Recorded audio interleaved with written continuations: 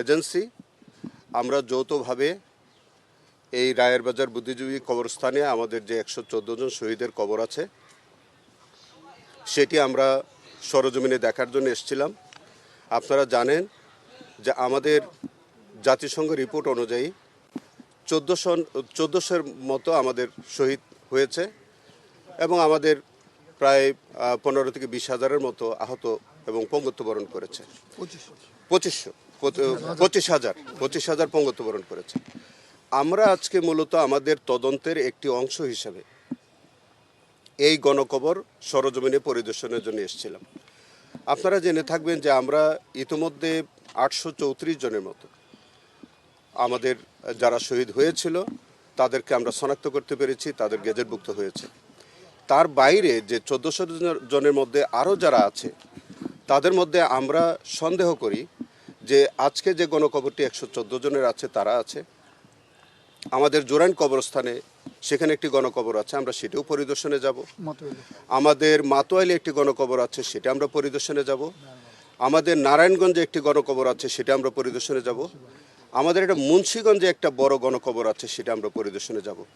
এবং প্রত্যেকটি গণকবরে আমাদের যে ডিএনএর মাধ্যমে আমাদের সেই শহীদদের লাশ শনাক্তকরণের জন্যে আমাদের ইনভেস্টিগেশনের পক্ষ থেকে আমরা সেইভাবে কাজ করেছি। অনেকে ডিএনএ টেস্টের মাধ্যমে আমরা কিছু কিছু রিপোর্ট আমরা পেয়েছি। আরও আমাদের তদন্ত অব্যাহত আছে এবং যেভাবে তাদেরকে শনাক্ত করা সম্ভব হয় সেভাবে আমরা কাজ করে যাচ্ছি।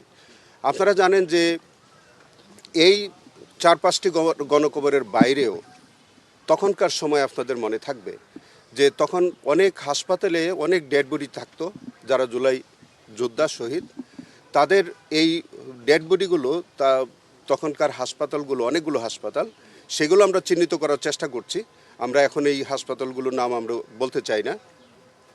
সেখানে তারা রেজিস্ট্রিতে এন্ট্রি করতেন না এবং বেওয়ারিশ লাশ হিসেবে তারা এইগুলো ডিসপোজাল করতেন। কখনো কখনো ওই পরিবারের সদস্যরা তারা এন্ট্রি ছাড়াই তারা দাফন করতেন। সেখানে সুরতহাল করতে দেওয়া হতো না, পোস্টমর্টম করতে দেওয়া হতো না, বা ইভেন দেন হাসপাতালগুলো রেজিস্টারে তারা এন্ট্রি পর্যন্ত করতেন না। এবং আপনাদের অবগতির জন্য বলি যে আমাদের ঢাকারই একটি নিকটস্থ নদীতে একটি হাসপাতাল থেকে অনেক ডেড বডি পানিতে ভাসিয়ে দেওয়া হয়েছে। সেই তথ্য আমরা ইনভেস্টিগেশনে পেয়েছি। আমরা সেই হাসপাতালের তখনকার কর্তৃপক্ষ সহ যারা এই অপরাধের সাথে যারা জড়িত ছিল আমরা তাদেরকেও শনাক্তের চেষ্টা করছি এবং তাদেরকেও আমরা বিচারের আওতায় ইনশাল্লাহ নিয়ে আসব। আমরা যে 14 জাতিসংঘের রিপোর্টের যে 14 যে তথ্য আমরা পেয়েছি, আমরা সেই তালিকা অনুযায়ী প্রত্যেকটি শহীদ পরিবার এবং শহীদ সেখানে সেগুলো আমরা শনাক্ত করার জন্য আমরা জোরালোভাবে আমরা তথ্য করে দেখছি।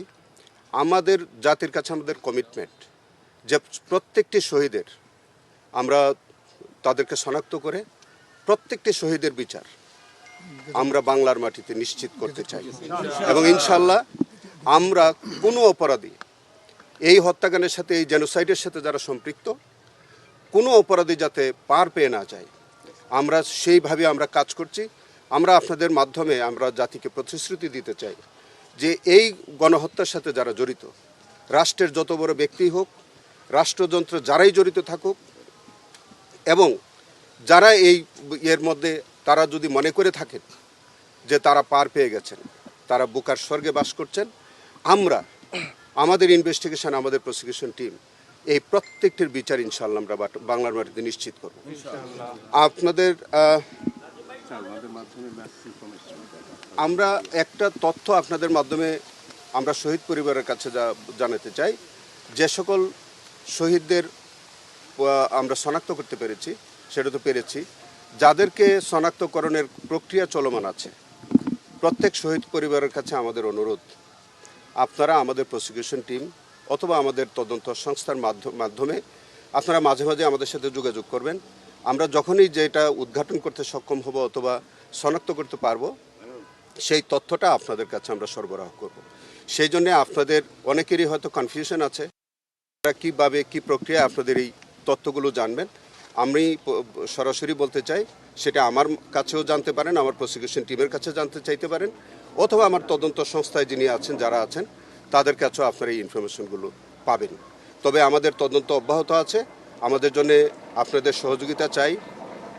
আপনাদের কাছেও যদি কারো কোনো তথ্য বা কোনো ইনফরমেশন যদি আপনাদের কাছে থাকে, সেটি এবং যার কাছেই যা ইনফরমেশন আছে তাদের কাছে আমরা উদাত্ত আহ্বান জানাচ্ছি আমাদেরকে প্রয়োজনীয় তথ্য দিয়ে আমাদের সাক্ষ্য প্রমাণে সহযোগিতা করে আমাদেরকে সহযোগিতা করবেন। সবাইকে ধন্যবাদ। আপনারা ভালো